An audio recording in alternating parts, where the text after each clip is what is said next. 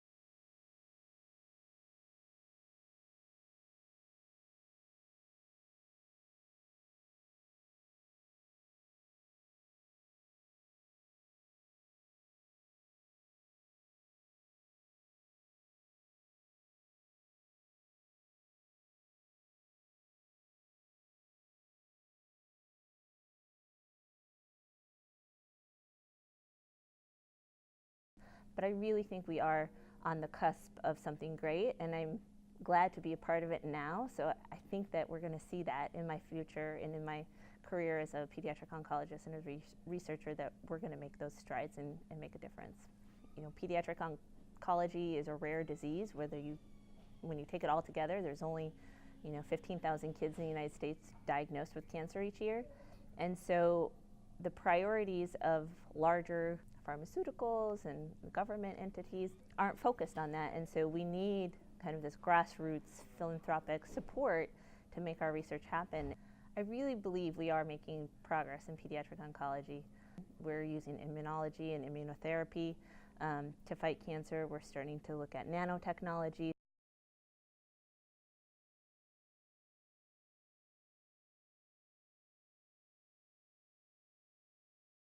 Are good examples in our research community where work that's been funded by organizations like Hyundai Hope on Wheels have made a difference, and we have an FDA-approved drug for neuroblastoma now, and that was all because of research that was funded by organizations like Hyundai Hope on Wheels. I think the thing that is needed in pediatric oncology and pediatric oncology research, the next big thing is the money to fund the basic research and the clinical trials to get new innovative therapies to our kids.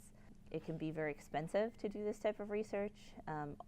Most of our children and most of our families are very willing to participate, but we need collaboration between the researchers, pharmaceutical companies, nonprofit organizations to kind of fund this mass movement so that everything can move forward. Immunotherapy is a really exciting field. It's kind of the basis of using our own immune system to either train our immune system to recognize cancer cells and get rid of them, or releasing some of the brakes on the immune system so that it can recognize cancers better. And really the beauty of that type of therapy is it's less toxic than standard chemotherapy. The chemotherapy that we give now is pretty hard. And so this is a finer tuned machine, so to speak, that is less toxic and more specific to the cancer cells and doesn't damage the rest of the body in the way that some of our standard chemotherapy can do. And so that's really exciting.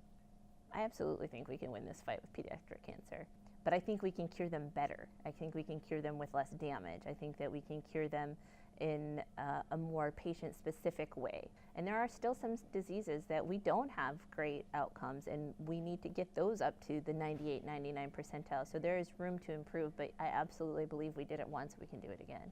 I think the most encouraging thing that I can say to a family who's going through a cancer diagnosis is there is a whole community of people that includes doctors and nurses and researchers and patient advocates and everybody in between that are on your side. They're there for you. And while we are not a part of your family, we feel like we are. And you know, we're in it to win it, just the same way that you are.